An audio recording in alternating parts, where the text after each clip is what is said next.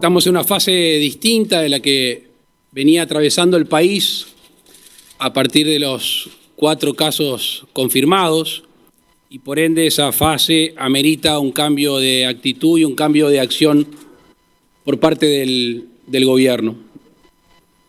En ese sentido, la primera definición es declarar en forma preventiva la emergencia sanitaria.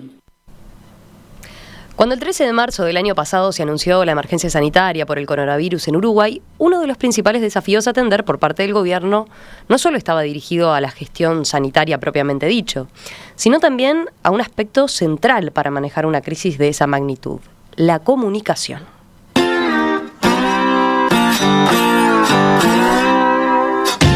Definición de vocerías, selección de conceptos a transmitir y cuáles dejar de lado para dar certidumbre, preparación de conferencias y ruedas de prensa, comunicación en medios, campañas publicitarias. Esta valija de herramientas formaron parte de la gestión de la comunicación por parte del gobierno. A casi un año de la llegada del COVID a Uruguay y en pleno comienzo de la campaña de vacunación, les proponemos conversar con quien lideró este proceso en el Ministerio de Salud Pública, Patricia Schwer. Patricia es asesora en comunicación de esta cartera y directora del máster en Dirección de Comunicación en la Universidad de Montevideo, además de profesora titular de la Cátedra de Comunicación Estratégica, también en la UEM. Patricia, ¿qué tal? Bienvenida, un gusto. ¿Qué tal, Romina? ¿Qué tal? Encantada. Bueno, por lo primero, a ver, usted tiene bastante experiencia o mucha experiencia en salud y en comunicación, ni que hablar. En salud ya tenía, en el ámbito privado. Y llegó al ministerio ya por los primeros días de la nueva administración, ¿no? Con el arribo del doctor Salinas, previo al 13 de marzo. Sí, efectivamente. Efectivamente, tuve una reunión con el doctor Salinas y con el subsecretario José Luis Adjian en febrero, para ir previendo, trabajando y proyectando la comunicación del ministerio. En febrero trabajamos muchísimo con el equipo, con ellos especialmente, en la estrategia de comunicación, en el diseño de lo que era una oficina de comunicación de gobierno, una estrategia de comunicación de gobierno. Incluimos la comunicación de crisis, la comunicación de riesgo, ya teníamos información de la pandemia. Lo que sí sucedió es que a partir del 3 de marzo, que fue el primer comunicado que sacamos sobre el caso positivo en Argentina, sobre los primeros casos en Argentina, ahí fue que se aceleraron todos los procesos, ¿no? Uh-huh. Fue realmente vertiginoso porque el ministro y su equipo toman posesión de su cargo el 2 de marzo al mediodía y 24 horas después teníamos la confirmación de un caso en Argentina y se aceleraron todos los procesos. De lo que tú mencionás de las herramientas de comunicación y decías todo lo que teníamos para trabajar, le agrego también algo muy importante que trabajamos muchísimo, que fue los canales oficiales de comunicación. Después, si querés, te cuento un poco más. ¿Qué son los canales oficiales? Ahora vamos a entrar en eso. Dale. Pero me quedé pensando en... veníamos ya siguiendo, obviamente como todo el mundo, ¿no? Un poco lo que pasaba en otros países, ¿verdad? Donde se empezaba a agravar la situación. De todas formas, hoy en día, ¿no? Con el diario del lunes, entiende, tenían una magnitud de lo que se venía. Desde el punto de vista de la comunicación, ¿ya lo empezaron a prever así con lo que iba a ser el impacto de esa noticia? Yo creo que nadie se imaginó la magnitud de esta pandemia, ¿no? Creo que todos lo vimos, lo analizamos, pero si yo analizo lo que fue un año, creo que nadie visualizó lo que iba a ser el transcurso de la pandemia. Nadie se imaginó que iba a ser un proceso tan largo, que teníamos que llegar a la vacuna. En el ministerio se empezó a estudiar y a trabajar en el tema de la vacuna muy temprano, fue en mayo, pero creo que nadie escribió este libro, nadie vio esta película. A veces, no sé si a ustedes les pasa, pero yo me siento a veces en una película de ciencia ficción que nunca nadie guionó. Pero no sé si alguien se lo imaginó tal cual. No nos podemos ir del cine, además, ¿no? No hay forma de escapar. Por más que no nos guste la película. Bueno, y ahí por esos primeros días, ¿comenzaron ya a trabajar sobre el eje de comunicación de crisis? ¿Es propiamente una comunicación de crisis lo que se define y lo que definieron el 13 de marzo? El 13 de marzo lo que se definió fue propiamente una comunicación de riesgo. La comunicación de crisis es algo más puntual, no suele ser prolongado en el tiempo. La comunicación de crisis tiene que ver con la respuesta a un hecho inesperado que te distorsiona la gestión, la gestión de una organización o de una institución o de un gobierno. suele estar más acotado en el tiempo, y a diferencia de la comunicación de crisis, la comunicación de riesgo se prolonga en el tiempo, donde lo que tenemos que es informar sobre una amenaza y sobre cómo se va modificando esa amenaza. Entonces, hay una diferencia, hay un matiz. Obviamente una amenaza durante un tiempo tan prolongado puede traer también situaciones de crisis puntuales. Dentro y de la reiteradas. estrategia de comunicación de riesgo hay situaciones puntuales de comunicación de crisis. Sí. Pero sí, digamos que la comunicación de riesgo es como de más largo aliento. Exactamente. Es situación de estrés, podríamos decir, pero de más largo aliento. Exactamente. Es una situación de estrés y también es una situación de hipervisibilidad, que también todos estamos aprendiendo muchísimo. Creo que nunca habíamos tenido un periodo de tanta visibilidad prolongada y tanta exposición. La crisis te hace estar muy visible y estar en la agenda una semana, 10 días, pero esto nos puso en la agenda, en los medios, ya llevamos un año, ¿no? Entonces, es más prolongado en el tiempo, y por lo tanto, cuando te das cuenta que no son 100 metros, sino que te que correr una maratón, empezás también a dosificar y a planificar y a ver y a guardar recursos y a planificar en el largo plazo. La crisis es el objetivo de recuperar rápidamente la confianza. Acá es mantener la confianza en el tiempo prolongado. Es mucho más desafiante. Esto habla de como una estrategia de comunicación muy planificada, digamos, y profesionalizada. Sí. ¿Qué tan común es esto en Uruguay? Sí, yo creo que la comunicación en general se está profesionalizando en las empresas, en el gobierno, en la medida que avanza también la formación de profesionales en esta área, ¿no? Esto es bastante común, es bastante reciente, no común. Yo estoy trabajando hace unos 10 años en comunicación y salud, hace 3 empecé mi doctorado en comunicación y salud. Es un área más novedosa todavía dentro de lo que es las distintas áreas de gestión de comunicación. Esto es algo que es reciente, es de las décadas del 90, de los 2000, o sea, la academia y la producción científica es reciente, y por lo tanto eso después va permeando y va bajando a lo que es el mercado laboral. Pero sí se está profesionalizando, y es una muy buena noticia de que todas las áreas de comunicación se están profesionalizando y son todas neonatas en el mercado, ¿no? Pero estamos sí formando profesionales, formando posgrados, formando doctorados en todos temas que son muy recientes. Ahora, como veníamos diciendo, la crisis, la diferencia entre crisis y comunicación de riesgo, ¿no? Sí. Y si es reciente todo esto de la profesionalización de la comunicación, se han estudiado, hay casos de estudio de comunicación de crisis, ¿no? Pero yo a Patricia la tuve de profesora. Ahora que está la realeza británica en el medio, me acuerdo que en clase hablábamos de cuando murió Lady Di como un ejemplo de crisis de comunicación, cómo tiene que recuperar la confianza de la familia británica, ¿no? Pero ejemplos de comunicación de riesgo tan extendidos no debe haber tantos, ¿no? O sea que es un desafío, no sé si inédito, pero seguro que tenían menos de dónde agarrarse para empezar a delinear la comunicación, ¿no? Sí. Cuando empezó todo esto. ¿Y qué fue lo primero que agarraron? ¿Cuáles fueron los primeros lineamientos? Yo primero tengo me parece que en lo personal lo que tengo es una formación académica, conceptual, un marco conceptual y teórico de donde agarrarme, y la experiencia de 20 años de trabajo en comunicación de crisis, comunicación de riesgo, comunicación estratégica. Yo me agarro de la experiencia y trasladarlo a comunicación de gobierno. Lo que hicimos fue rápidamente tratar de controlar lo controlable y de rápidamente comunicar desde los canales oficiales, porque si bien es muy visible la vocería, es algo muy visible y son muy visibles las campañas de comunicación, pero hay un trabajo muy meticuloso de estar subiendo a la página web información, subir a la página web, a las redes sociales, y lo primero que hicimos fue adueñarnos del Twitter, que era la red que nos permitía comunicar en tiempo real. Nos adueñamos del Twitter el 2, ya en realidad en febrero pensamos cómo íbamos cómo íbamos a aterrizar en el Ministerio de la Comunicación. Dijimos, bueno, lo primero que tenemos que hacer son las redes. La primera red es Twitter, por lo instantánea que es, y después fuimos trabajando las otras. Yo quiero compartir con ustedes, pero se imaginarán que todos aterrizamos en el ministerio con equipos nuevos, todos los gobiernos, los ministros aterrizan con equipos nuevos de trabajo que empezás a conocer. No es tan fácil empezar a trabajar la comunicación con un equipo de 10, 12 personas con las que no habías interactuado antes. Entonces, las redes sociales nos dieron ese beneficio y el primer comunicado salió por Twitter el 3 de marzo, ¿no? Y después ahí seguimos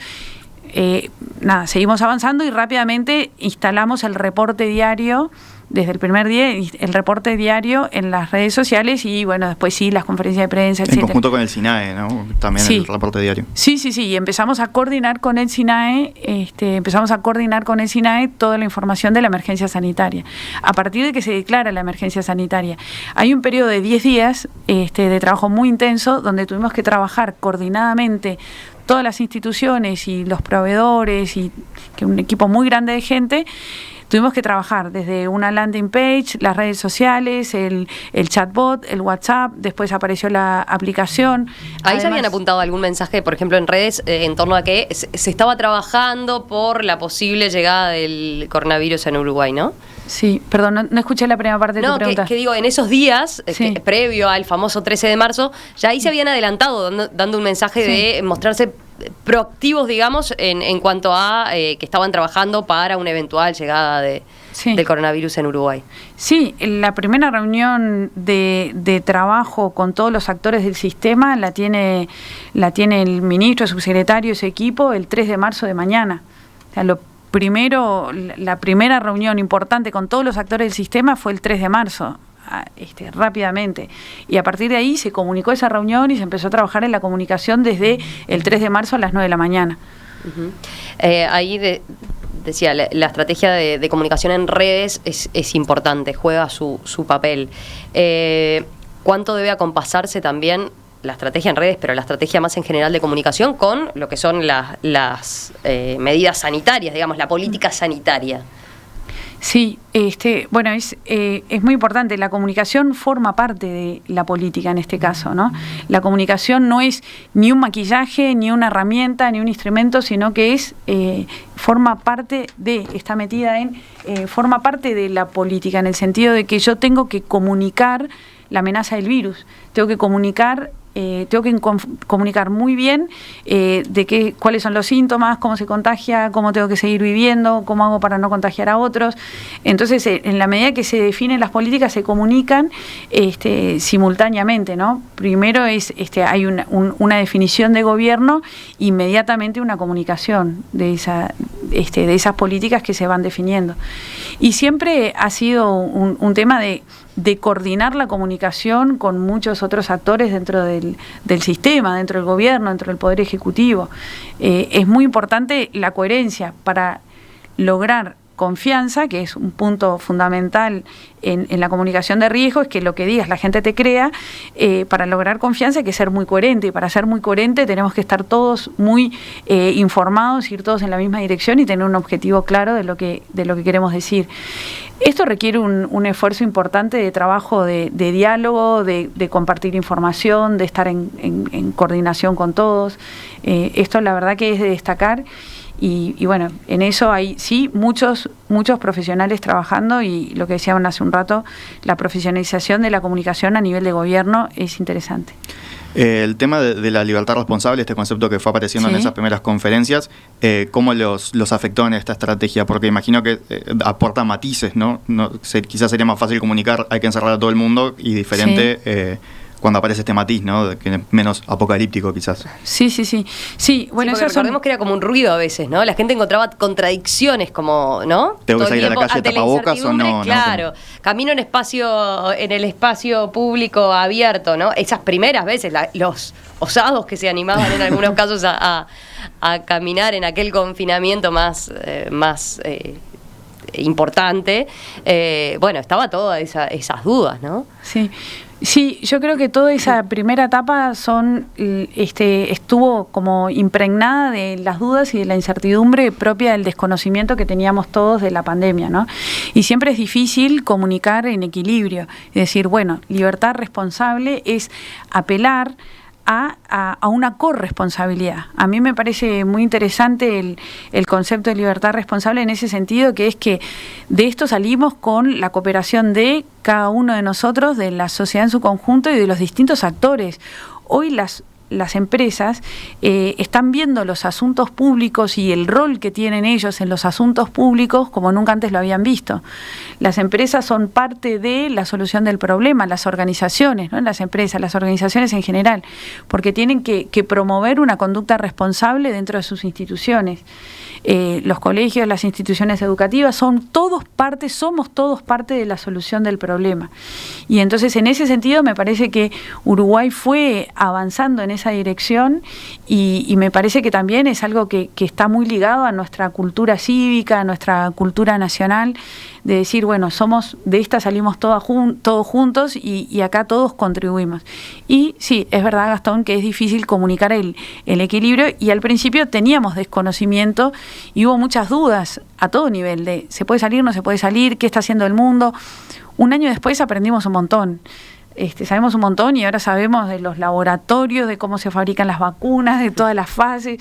Nunca antes nos habíamos interiorizado. Tenemos 18 vacunas en el plan de vacunación obligatorio, el plan normal, y nunca nos preguntamos tanto sobre todas las vacunas que recibimos, ¿no? Ahora sí estamos más informados y ahora sí también nos importan todos los temas de salud.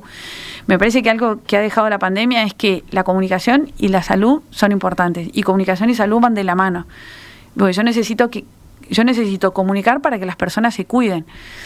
Eso siempre fue así. Comunicación y salud, esto que se llama en inglés Health Communication, comunicación y salud siempre fue un área que despertó gran interés, porque se ve la interdisciplinariedad, la importancia, el cómo permea a nivel de educación, de la psicología, la sociología, etcétera.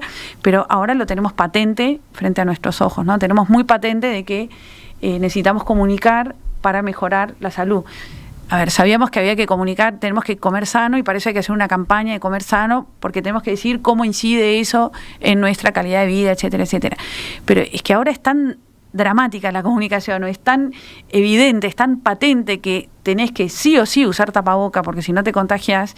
O sea, es mucho más binario, tenés o no tenés tapaboca, es mucho más fuerte, estás a distancia o no estás a distancia. Esa cosa colectiva que mencionabas de que se sintetizan, salimos entre todos o le ganamos entre todos, que eran frases que se usaban mucho. Sí. ¿Eso sale del planteo de la estrategia de ustedes o fue algo que se fue dando naturalmente, digamos, llegar a esa frase de que salimos entre todos, le ganamos entre todos, sí, esa cosa más colectiva? Sí, hay frases que van surgiendo del clamor del colectivo, de las personas, lo de quédate en casa. Son frases que se van gestando y van teniendo, como los hashtags, ¿no? Se van concretando en hashtag y bueno, van teniendo su lugar. Y lo que estuvo diseñado y pensado fue la estrategia general de comunicación, los avisos. Empezamos con una comunicación muy racional desde el ministerio, no sé si se acuerdan, los 3 síntomas, las 7 vías, las vías de comunicación y las formas de contagio. Empezamos a comunicar así de manera muy racional, porque necesitamos informar y ir a algo muy informativo, y después apareció la otra comunicación un poco más emotiva, donde aparecen otras piezas de comunicación que hicimos tanto con el doctor Canesa como Servino, que fueron muy buenas. No sé si las vieron, pero eso, ¿no? Con la metáfora de tenemos que cruzar la cordillera, unos se tienen que quedar y otros tienen que cruzar la montaña y otros tienen que atravesar la montaña, y después el mensaje de Canesa muy fuerte, que vamos arriba, que le dice a los médicos en los hospitales, vamos arriba, porque había que mandar un mensaje tanto al sector médico que estaban en la trinchera, como a la gente que tenía que ser solidaria y moverse lo menos posible, ¿no? Al principio dijimos quédate en casa, hoy le decimos movete lo menos posible, contactate con la menor cantidad de burbujas posible. Que es mucho más difícil de comunicar, ¿no? Quizás. Sí, es más difícil, sí. Sí, y sí, por eso, de vuelta a la ambigüedad, ¿no? Claro. El quédate en casa es, bueno, quédate en casa, más allá de que se sabía que los trabajadores de los sectores esenciales iban a tener que estar expuestos, ¿no? Pero cuando se empieza a dar ese movimiento, obviamente es más difícil. Y ahí imagino que también entran a jugar distintos, la comunicación pensada para distintos públicos, ¿no? Sí. Ahí hacía mención a la campaña que hicieron particularmente para los médicos, pero después sí, había que pensar en distintas poblaciones, en la población de riesgo, por ejemplo, que capaz que no tiene acceso a redes y no estaba también, ¿no? En el multicanal hoy en día. ¿Cómo fue eso? ¿Cómo lo delinearon desde ese punto de vista? Sí, sí, tuvimos que pensar en en todos los segmentos de la población, en todos los canales posibles, buscamos todos los canales posibles, desde, el Facebook, que es algo que está muy al alcance de todos, pero también en la gente mayor que no está en Facebook y tiene que tener un número de contacto, un teléfono. Hay gente que quiere hablar por teléfono y quiere que alguien del otro lado lo escuche, y por eso rápidamente se apareció el call center. Después rápidamente también apareció esa línea de atención emocional, para aquellas personas que necesitaban apoyo emocional en la medida que iban transcurriendo, que transcurrió el tiempo, y había que dar apoyo y soporte, y se fueron generando todas las vías de comunicación posible para llegar a todas las personas. Y también en todos los segmentos, ¿no? Porque si ven las campañas y la comunicación que hicimos en redes, por ejemplo, tuvimos que atender qué pasa con las personas con discapacidad, qué pasa con las personas autistas, qué pasa con las personas con discapacidad intelectual, qué pasa con los ciegos, con los sordos. Tuvimos que adaptar también toda la comunicación a la comunidad sorda, a la comunidad ciega, para tratar de que el mensaje llegue a la mayor cantidad de personas posible. Y también entender que no es lo mismo, no es igual la percepción de riesgo que tiene una persona mayor, que piensa que ya perdió toda su salud, o que tiene poca salud, perdón, no que perdió toda su salud, pero que ya le queda menos salud que antes. Una persona de 70, 80 años se siente ya más vulnerable que una persona joven que siente que tiene toda la vida por delante, ¿no? Yo tenía un tío muy gracioso que cuando cumplió 80 decía: ahora tengo 80 años por detrás, ¿no? Era siempre muy optimista, muy chistoso, y entonces siempre hablaba en tono de risa y tratando de sacar una sonrisa, hablaba de los 80 años por detrás. Pero bueno, es distinta la percepción del riesgo y la percepción de la salud que tenemos según la edad que tengas y según tu situación. Según tu situación de salud y tu situación personal. Hablando de eso, nos Sí. llega un mensaje en este caso de Hugo que dice: hace tiempo insisto en que es un error de comunicación mencionar las edades de los fallecidos en cada comunicado. Esto ha llevado a los jóvenes a percibir un bajo riesgo y en consecuencia a actuar irresponsablemente. Sí, sí, he leído esos comentarios y efectivamente tratamos de respetar siempre la identidad del paciente, y a veces cuando nos piden que demos un poco más de información, dijimos no, se da solamente sexo y edad. Eso fue una definición técnica que fue una definición técnica y nosotros la ejecutamos porque en una pandemia hay que ir reportando los casos. Hicimos por un lado también, lo hicimos también con el fin de dar transparencia a lo que estaba pasando, de qué es lo que realmente pasa en Uruguay. Esa es la realidad. En Uruguay esa es la realidad. Así como sabemos que fallecen mayoritariamente en alguna franja etaria, es verdad que también decimos quiénes son los que más se contagian, quiénes son, dónde están los lugares de riesgo. Se ha comunicado absolutamente todo. Y bueno, es la realidad. Es lo que es. No podemos decir lo que no es. Si no decimos la edad, ¿por qué no la decimos? También, ¿no? Pensando en la otra punta, el mensaje hacia los jóvenes, utilizaron hasta TikTok, ¿no? Sí. Una plataforma o una red particularmente que ha crecido entre juvenil. Jóvenes, ¿no? Particularmente juvenil.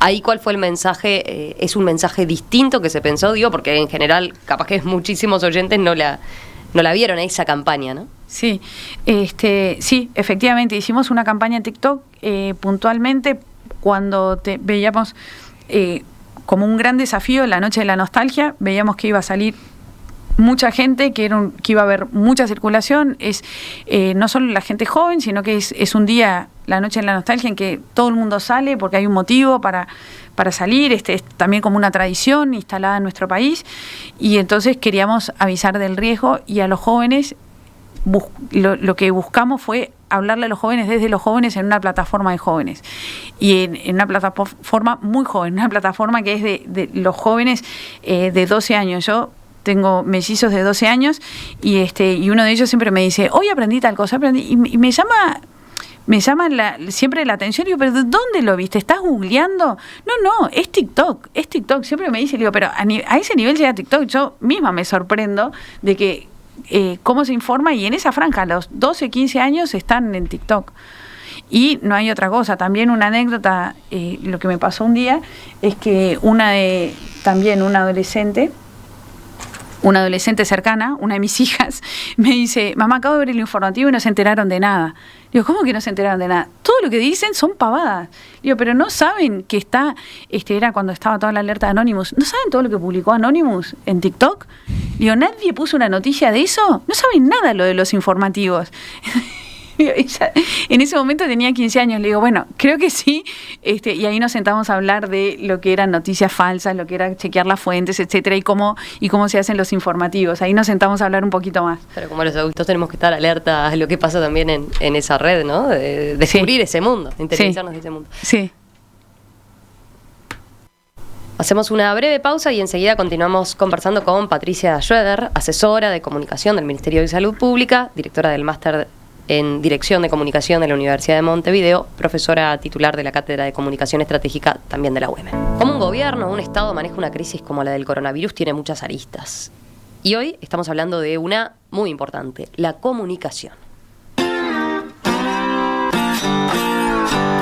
¿Qué se debe comunicar en una emergencia sanitaria como la que vivimos? ¿Qué no se debe comunicar? ¿Cuánto incide lo que transmiten los voceros y la forma en que lo comunican? Bueno, de eso estamos conversando con Patricia Schroeder, a quien le tocó liderar la estrategia de comunicación durante esta pandemia, nada más y nada menos que desde el Ministerio de Salud Pública. Patricia es también directora del máster en Dirección de Comunicación de la Universidad de Montevideo. Patricia, hasta ahora hablamos más de cómo ustedes se adueñaron de Twitter, ¿no? Algo así fue la expresión. También de la utilización de los canales oficiales, los comunicados. Quizás nos falta hablar un poco más de las conferencias de prensa, ¿no? Que sobre todo al principio jugaron un rol muy importante. ¿Cómo prepararon esa primera del 13 de marzo? Esa primera conferencia, o esas primeras, ¿no? Porque recuerdo el sábado 14 también desde el interior también estaba el ministro, ¿no? O sea, ahí el ministro pasó a estar en el foco enseguida. Sí, sí. Bueno, esas conferencias se prepararon como se preparan todas las exposiciones públicas, poniendo el foco en qué tenemos que decir, cómo lo tenemos que decir para que la mayor cantidad de personas lo entiendan, para que la población lo entienda, y cómo podemos contribuir desde esa instancia de comunicación, cómo podemos contribuir a mejorar los cuidados y a mitigar la pandemia, ¿no? Que cuanto mejor se comunique y la gente más comprenda, más frenamos la pandemia desde el punto de vista de comunicación. Entonces se prepararon siempre con ese objetivo y siempre después de toma de decisiones, ¿no? Siempre es después que se toman las decisiones, inmediatamente se busca cómo comunicar y de qué forma, y bueno, y ahí empieza a permear y toda la comunicación a partir de decisiones de gobierno. Y está la propia comunicación del ministro, ¿no? Que no tenía tanta experiencia comunicando en público, y de hecho en las primeras conferencias se lo veía como un poco más rígido, ¿no? Más serio quizás. ¿Tuvieron que trabajar en eso, como hacer un entrenamiento de comunicación? El ministro, es verdad que el ministro tenía poca exposición pública, no tenía el entrenamiento que puede tener una persona que estuvo en el Parlamento y después llega a un cargo público, o una persona que ya viene de una campaña electoral, entonces está muy habituado a hablar. En ese proceso el ministro fue trabajando muchísimo en la comunicación. Él personalmente, yo lo acompañé en ese proceso, pero sobre todo él personalmente, porque estudia los temas, busca la forma, y quiero destacar que él en febrero ya tenía esa preocupación, donde veía que él y todos los directores del ministerio tenían que comunicar bien, porque era parte importante de la forma de gobierno, parte como una tarea inherente al que asume el gobierno, es la comunicación. Entonces yo destaco eso. Lo primero es su intención de comunicar bien, que la tuvo antes de asumir, y después lo que tuvo fue un entrenamiento forzoso por la hiperexposición y obligado por las circunstancias. Sí es verdad que él se preparó, sí es verdad que él, por ejemplo, en el 2011-2012, él hizo una maestría en Dirección de Empresa de Salud, entre las otros temas y otras especialidades que tiene, pero en ese momento yo daba un curso, y sigo dando ese curso en el máster en el IEM, un curso de comunicación de crisis para los médicos, para directores de centros hospitalarios e instituciones sanitarias, y en ese momento yo me acuerdo que cuando lo conocí en febrero, yo le dije mucho gusto, doctor Daniel Salinas me dijo, no, ya nos conocimos, en el 2011 yo fui alumno en el máster en Dirección de Empresas de Salud. Entonces, él ya tenía antes de asumir la intención firme de comunicar bien y estaba eso como muy compenetrado con el rol que tiene un líder, un gobernante, un gestor, un empresario en la comunicación.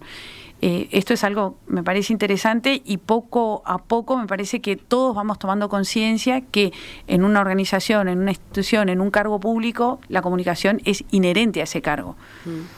¿Qué tan necesario es definir los voceros? O sea, ¿quiénes comunican? ¿Puede, por ejemplo, hacerlo todo el mundo siguiendo determinados parámetros, determinados lineamientos? ¿Pueden comunicar todos en una organización siguiendo determinados parámetros?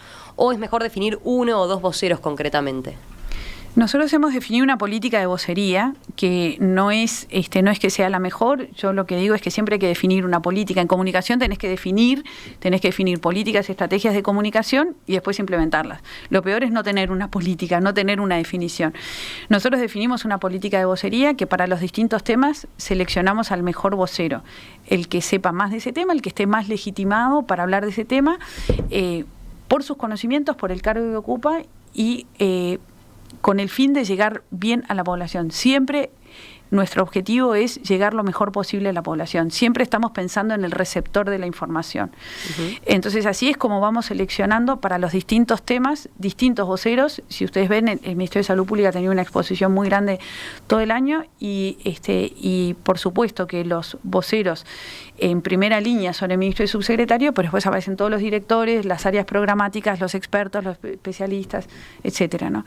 Y bueno, tuvimos y tenemos una política de vocería que está definida así. Eso no hace perder la referencia, digamos, porque a la población a veces se asocia determinada figura a mensajes concretos o claros y demás, ¿no? El hecho de que parecieran caras conocidas, porque la gente en realidad, bueno, ahora sí creo que sabe todo el Uruguay quién es el ministro de Salud, pero era algo que hasta hace un tiempo quizás no era así, ¿verdad? El hecho de conocer, por ejemplo, y de que vayan apareciendo distintos directores de determinadas áreas, ¿no es contraproducente en ese sentido? ¿Con caras poco conocidas? Bueno, eso puede ser una cara. La otra cara es que tenemos una hiperexposición en un tema muy complejo donde una sola persona podría desgastarse y hablar siempre esa misma persona. Puede pasar que si siempre habla la misma persona ya al final no la escuchás, porque si es otra vez, es tanta la exposición, es tanto lo que hay que hablar, es tanta la visibilidad que tenemos que hemos resuelto que vaya saliendo cada especialista en su área. Por ejemplo, hay un tema muy específico que es la vacunación en pacientes oncológicos. Bueno, que hable la persona, el experto en ese tema, y es la directora del programa de cáncer de Pronacan. Entonces, así es como hemos ido viendo que es mejor que hablen los expertos en ese tema.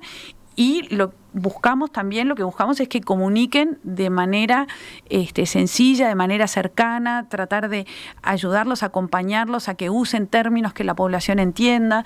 Entonces, en eso estoy yo y el equipo de comunicación, que bueno, se han ido sumando personas al equipo y los acompañamos, ¿no? No es que no es un entrenamiento como que salgo a correr contigo, sino que trabajamos la comunicación. Vamos un ida y vuelta de, mirá, es importante decir esto no se entiende, esto me lo preguntan.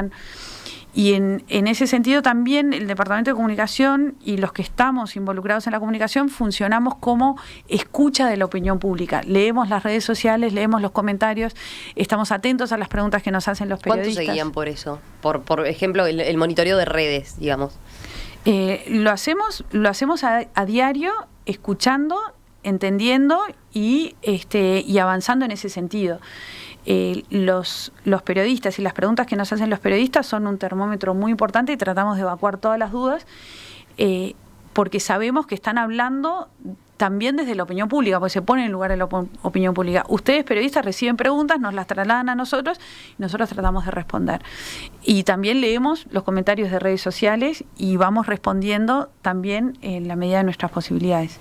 Y viceversa, ¿cuánto la comunicación que se ha hecho en la pandemia, cuánto evalúan ustedes que ha incidido en la visión de la opinión pública de la gestión de la pandemia? Entonces, creo que me entreveré mientras lo decía, pero digo que hay una visión positiva de cómo se gestionó la pandemia, ¿qué evaluación hacen ustedes de cuánto ha influido en eso el trabajo comunicacional, digamos, del Ministerio? La pandemia es algo muy complejo que tiene muchísimas aristas. La comunicación es una de esas aristas. Es difícil evaluar un problema complejo con un solo resultado desde una sola óptica. No te sé decir lo que sí sabemos todos, lo importante que es la comunicación y lo importante que ha sido en toda esta etapa y en este gobierno la confianza y la credibilidad. Creo que los uruguayos respondemos porque confiamos, porque creemos en un porcentaje importante de lo que nos están diciendo. Entonces ahí también está la importancia de elegir el vocero adecuado, ¿no? Si a mí me habla el experto en tal tema, nosotros confiamos en la palabra del experto.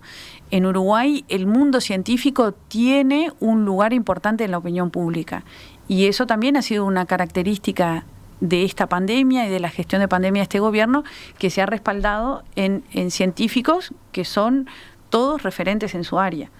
Esos científicos nacen, ese grupo asesor científico, que es ese grupo asesor científico de presidencia, el GACH, en sus inicios aparece como un grupo de asesores que contratan ya en los primeros días, en la primera semana, el ministerio empieza a trabajar con expertos. En febrero, en marzo, empieza a trabajar con expertos para asesorarse específicamente de este tema y después todos esos expertos pasaron a formar parte del grupo asesor científico. Pero siempre se vio la importancia del especialista, el experto, porque es un tema difícil, porque es un tema complejo y nada, porque la ciencia tiene que dar solución. Aparece mucho la palabra confianza, ¿no? Como la importancia de que la gente crea en el mensaje que transmite el gobierno. En los últimos meses, fundamentalmente, han ido apareciendo voces como disidentes o contrarias, o como que ha ido creciendo un aspecto más crítico, o gente que no le cree tanto no solo al gobierno, sino yo que sé, a la OMS, ¿no? Como que más negacionistas, quizás es la palabra, aunque no a todo el mundo le gusta esa expresión. Eso habla es un desafío para la comunicación. ¿Ustedes lo tienen analizado? ¿Es algo que les preocupa, a lo que miran con atención? Sí, por supuesto, merece nuestra atención y nosotros no podemos entrar en una franca discusión. Lo que tenemos que hacer es, porque no corresponde, no compete a la comunicación de institucional o de gobierno, lo que sí tenemos es que reforzar mucho los canales oficiales y reforzar la comunicación del ministerio. Cuando vemos que aparecen otros conceptos, otros temas, si hay que decir que hay un error, si tenemos que salir a negar algo, como ha sucedido con alguna medicación en algún tema, que decimos no, el ministerio no avala esta terapia o no avala esta solución, no avala este medicamento, el ministerio lo ha dicho, y en todos los otros casos lo que tenemos que hacer, en todo lo demás lo que tenemos que hacer es comunicar permanentemente. O sea, hay un esfuerzo de comunicación constante, permanente. Y la confianza se construye solo con el paso del tiempo. Entonces, hay que seguir trabajando, y la comunicación es un desafío día a día. Y cada día tiene un desafío distinto, porque también la pandemia ha ido cambiando. Lo que tú decís es parte de un cambio de contexto. Un cambio de contexto que se hace más visible ahora que antes. Siempre hubo un porcentaje de la población que negaba esta pandemia, y en el mundo, bueno, y es legítimo, cada uno puede pensar y tener y expresar lo que quiere. Le han hablado específicamente a los, entre comillas, negacionistas, por esa aclaración que hacía Gastón, ¿no? Estoy pensando en Angela Merkel, por ejemplo, o Emmanuel Macron, creo también. Han destinado parte de sus discursos a hablarles directamente a ellos. Sí. Bueno, aquí no se ha hecho. Yo creo que me parece que no ha tenido la fuerza como para paralizar todo lo que se está haciendo. Me parece que fluye, que Uruguay también es un país que siempre se ha caracterizado por el diálogo, por la cultura. Me parece que es distinto el contexto de Europa al contexto de Uruguay. Cuando pensás en la comunicación siempre tenés que pensar el contexto. Muchas veces me dicen, bueno, Angela Merkel plantea esto como una batalla, como una guerra, como los héroes de la Tercera Guerra Mundial. Y digo, bueno, pero el uruguayo nunca tuvo una guerra mundial. Yo no le puedo hablar en esos términos, porque nosotros nunca tuvimos una guerra. Entonces, siempre hay que pensar en el contexto del país y en el contexto de la cultura. Me parece que en ese sentido vamos, y en ese sentido van los gobernantes. Un desafío ahora desde el punto de vista de la gestión de la comunicación es el lidiar con el entre comillas, hartazgo de la gente, ¿no? El cansancio, el hecho de que esto se haya prolongado durante tanto tiempo, ¿no? Y que la percepción de riesgo, a su vez, va disminuyendo, ¿no? Porque también es cierto que ya conocemos mucho más del virus, no es lo mismo que el miedo que nos daba allá por marzo, abril, ¿no? Del 2020. ¿Cómo se hace desde ese punto de vista? Porque si uno piensa, a ver, si miramos los números de ayer, estamos en el número de contagios más altos. Sí. De personas cursando la enfermedad es el número más alto desde el 13 de marzo de 2020, y si vamos a 2020 teníamos muy constantemente las conferencias de prensa, por ejemplo, por parte de todo el gobierno, ¿no?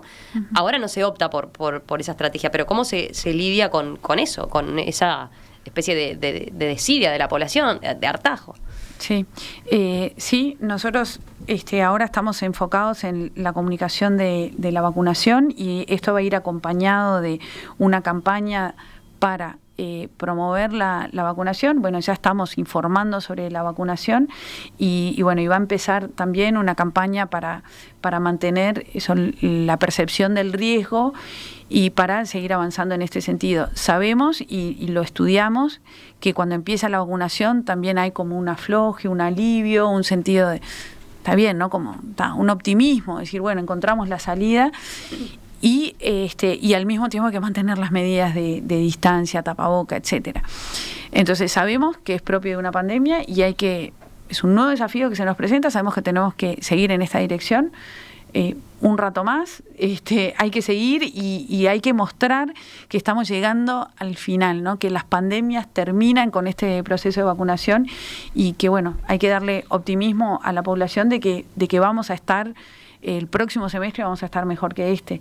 Pero también ahí se juega de vuelta con lo ambiguo, ¿no? Sí, siempre con buscando el final del túnel, pero mientras hay que seguir cuidándose. Es muy difícil, esto lo han comunicado todos los líderes políticos, todos los gobernantes, los científicos, todos están en esta dirección, lo estamos comunicando, pero también llega un momento en que te hartás y ya no escuchás tanto, ya no le prestás tanta atención ni a una conferencia de prensa ni a un aviso sobre la vacunación, porque estamos saturados. Pasa lo que la OMS definió, que estamos en una situación de infodemia. Hay demasiada información sobre un tema que no está 100% resuelto y hay demasiadas preguntas sobre un tema. Estamos en una situación de infodemia y desde la comunicación tenemos que lidiar con la infodemia. Un aspecto que hoy nos planteaban y que incluso lo hablamos fuera de micrófono es, faltó comunicar capaz las consecuencias que puede traer el COVID para quien lo contrae, sin necesariamente, estamos muy acostumbrados a los números del CTI, ¿no? Y ese como el gran riesgo. Pero faltó hablar de las consecuencias y de los efectos que puede quedar después de que uno pasa por la enfermedad. Así la sobrelleve bien, como una gripe fuerte que te liquida, que te joroba, pero no necesariamente que requiere internación. Estamos viendo que después quedan secuelas, ¿verdad? ¿Faltó comunicar ese aspecto? Sí, yo creo que siempre podemos avanzar en las líneas de comunicación. Estamos teniendo experiencia. Ustedes entenderán que todo esto es muy nuevo. Estamos teniendo también recién ahora información sobre la evolución de la pandemia en Uruguay. Estamos teniendo un poco más de información científica, porque esto se puede monitorear día a día, pero las conclusiones se sacan con el paso del tiempo. Entonces, en la medida que vamos teniendo evidencia y vamos teniendo información, se va comunicando. Nosotros estamos... claro, había pocos pacientes, ¿no? Que hubieran pasado, relativamente pocos pacientes para lo que es después hacer un análisis científico pormenorizado donde se pueda dar información concreta, ¿no? A nosotros nos pasaba desde el punto de vista periodístico del desafío de encontrar cosas que se pudieran transmitir como un parámetro, ¿no? Por ejemplo, de efectos secundarios y demás. Sí, que tenemos, por suerte Uruguay ha mitigado la pandemia, no tenemos tantas heridas por la pandemia como en otros países, la pandemia siempre deja secuelas, se está todo el tiempo estudiando, puede ser que una próxima fase sea una línea de comunicación en este sentido. Siempre buscamos no ir por la línea del terror, de sembrar el miedo, sino de apelar a la información y a la responsabilidad de las personas, y esa fina línea entre te doy las buenas noticias pero seguir cuidándote, y ahora también informar con realismo de cuáles son las consecuencias.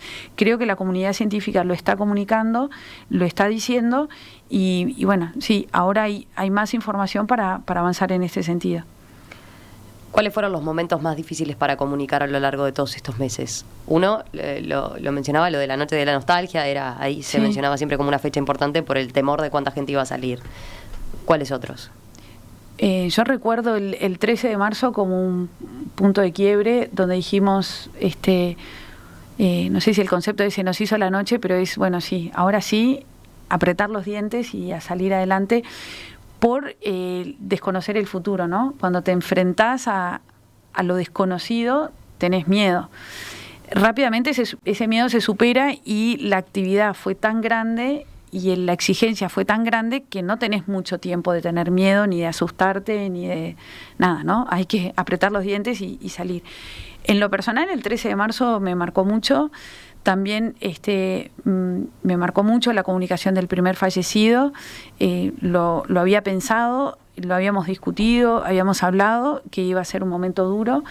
Y bueno, y hay momentos difíciles donde tú ves un nuevo desafío, y bueno, y hay que seguir avanzando. Después ¿se improvisó ese momento cuando sale Álvaro Delgado? Sí.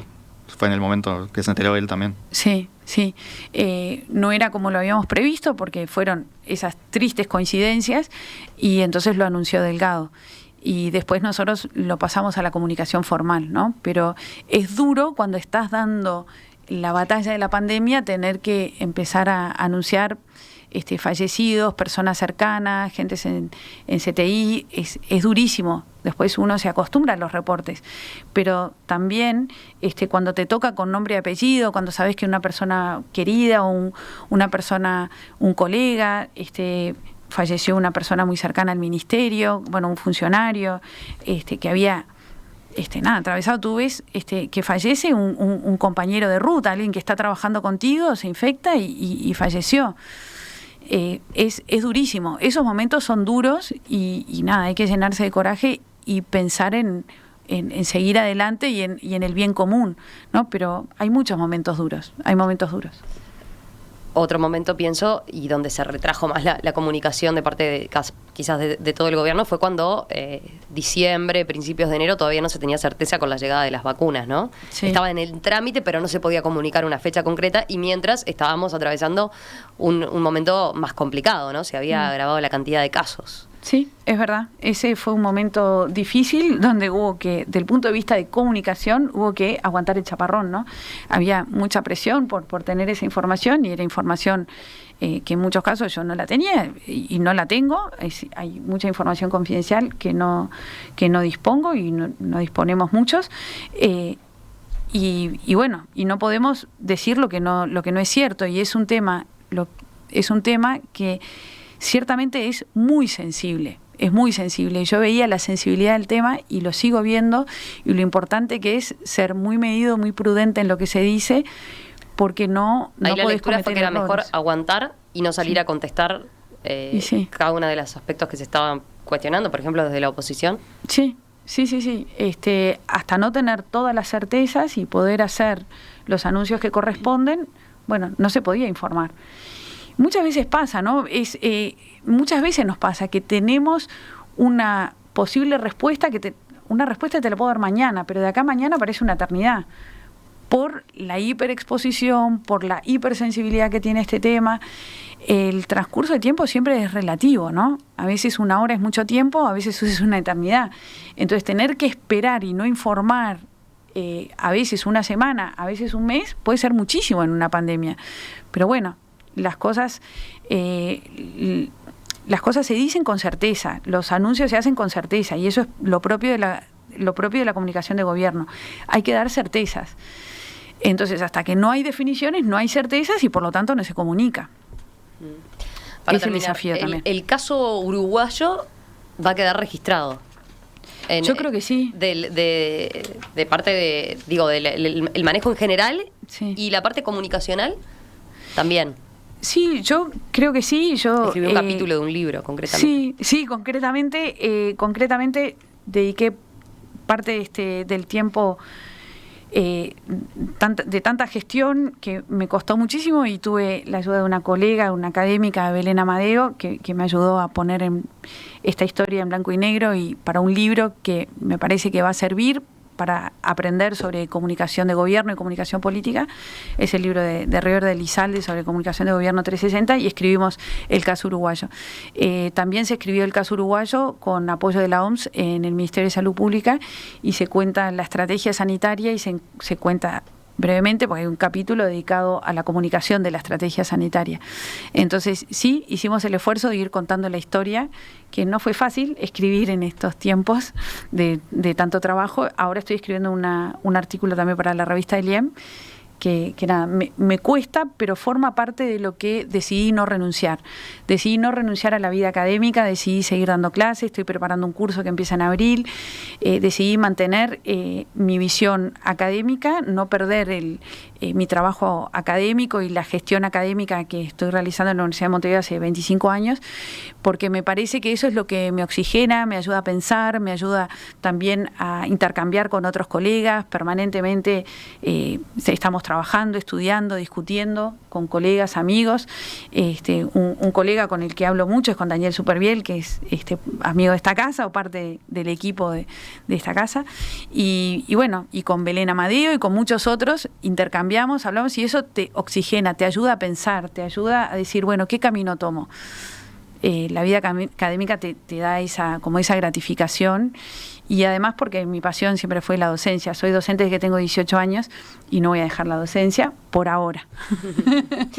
Patricia Schroeder, asesora en comunicación del Ministerio de Salud Pública, docente de la Universidad de Montevideo. Gracias por estos minutos esta mañana aquí en Perspectiva. Gracias a ustedes.